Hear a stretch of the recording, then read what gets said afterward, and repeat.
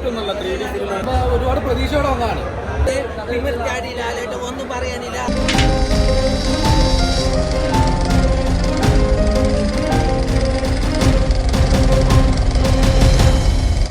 സിനിമയാണ്. ഒരിക്കലും വെട്ടും കുത്തും കൊലപാതകമൊന്നുമല്ല. നല്ല വിഷ്വൽ ക്രിയേറ്റ് ചെയ്തിട്ടുണ്ട്. ക്യാമറ ആണെങ്കിലും അതിൻ്റെ എഡിറ്റിംഗ് ആണെങ്കിലും ഡയറക്ഷൻ ആണെങ്കിലും അഭിനയമാണെങ്കിലും തീർത്തും നല്ല കളർഫുൾ സിനിമയാണ്. നമ്മളൊരു 3D എന്ന് പറഞ്ഞു കഴിഞ്ഞാൽ മലയാളത്തിൽ ആദ്യ സിനിമ മൈഡിയ കുട്ടിച്ചാത്തം കഴിഞ്ഞാൽ മലയാള സിനിമ ചെയ്ത ഏറ്റവും നല്ല 3D സിനിമയാണ്. വിഷ്വൽ അടിപൊളിയാണ്, ഒരു രക്ഷയില്ല. ഇത് കൺവേ ചെയ്തത് ശരിയായിട്ടുണ്ട്. നമുക്ക് ഫാമിലിയായിട്ട് എല്ലാവർക്കും വന്നിരുന്ന് കാണാൻ പറ്റിയ സിനിമ. ഒരിക്കലും നമുക്ക് ഇഷ്ടപ്പെടാണ്ട് പോകില്ല. ഈ ക്രിസ്മസ് ദിനത്തിൽ ഈ സിനിമ വന്നത് ഏറ്റവും മികച്ച സിനിമയാണ്. അടിപൊളി തിയേറ്റർ വാച്ചബിൾ മൂവിയാണോ? അടിപൊളി മൂവിയാണ്. ധൈര്യത്തിൽ കാണാം. ലാലേട്ടൻ ഒന്നും പറയാനില്ല. അതുപോലെ തന്നെ ലൊക്കേഷൻ ഏരിയ ലാലേട്ടൻ്റെ ആ പുതിയൊരു കുട്ടികൾക്കുള്ള ടൈപ്പിലെ ആ കുട്ടികൾക്ക് എന്തെല്ലാം കഴിഞ്ഞിട്ടുണ്ട്.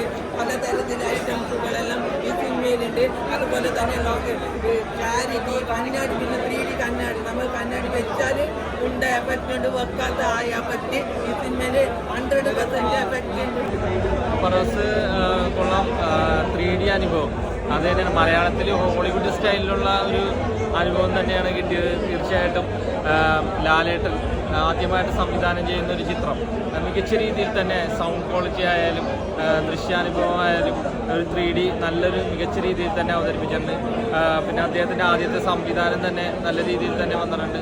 അതേപോലെ ഇസബല്ല എന്ന ക്യാരക്ടർ ചെയ്ത പെൺകുട്ടിയും നല്ല രീതിയിൽ തന്നെ ഓരോ ക്യാരക്ടറും നല്ല രീതിയിൽ തന്നെ വന്നിട്ടുണ്ട്. തീർച്ചയായിട്ടും കുട്ടികളെ കൊണ്ടുവന്ന് കാണിക്കാൻ പറ്റിയ നല്ലൊരു അവധിക്കാലം ചിത്രം തന്നെയാണ് പറഞ്ഞത്. ഒരുപാട് പ്രതീക്ഷയോടെ വന്നതാണ്. ലാലേട്ടൻ്റെ ഡയറക്ഷൻ എന്ന് പറഞ്ഞാൽ വളരെ വളരെ പ്രതീക്ഷയോടെയാണ് വന്നത്. അപ്പോൾ എന്തിനാ ഇത് രാവിലെ തന്നെ ഓടി വന്ന് ഇസബല്ല എന്ന് പറഞ്ഞാൽ ഫസ്റ്റ് കുറച്ച് ഓവറായിരുന്നു.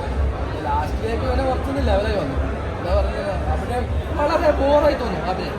കാരണം നമ്മൾ കണ്ടിരിക്കുന്നത് നമ്മൾ ഒരുപാട് സിനിമകൾ കാണുന്നില്ലേ, ഇസബല്ലയുടെ അഭിനയമൊക്കെ വളരെ ബോറാണ്. നമ്മൾ പറയുന്നത് എന്താ ഫറോസ് പപ്പ എന്നാണ്. ഫറോസ് പപ്പ എന്ത് പറഞ്ഞു? ഫറോസ് പപ്പയിൽ ഒരുപാട് പ്രതീക്ഷ വെച്ചു, എല്ലാം പോയി. നമ്മൾ 250 പോയി. എത്ര പറയാം. നമസ്കാരം.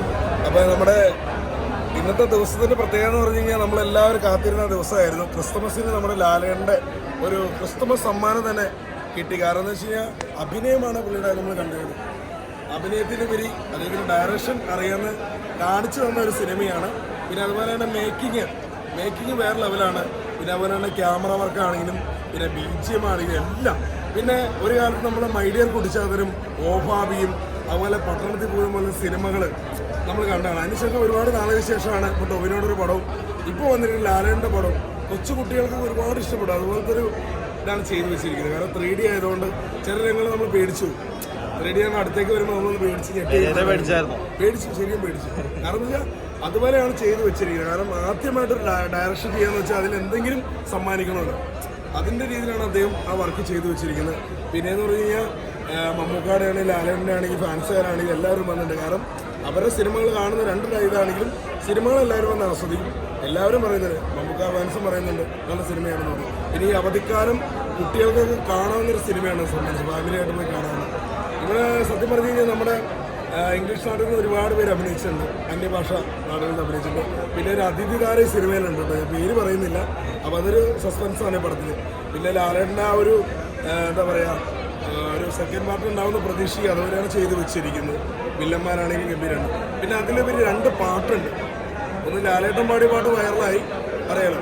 ലാലേട്ടൻ പാടിയ പാട്ട് ഗംഭീരമായിട്ടുണ്ട് ആ പാട്ടും. പിന്നെ വേറൊരു ഫീമെയിൽ പാടിയ പാട്ടുമാണ് ഇതിനകത്ത് മെയിനായിട്ടുള്ളത്. ഏതെങ്കിലും പാട്ടുകളും ഗംഭീരമായിട്ടുണ്ട്.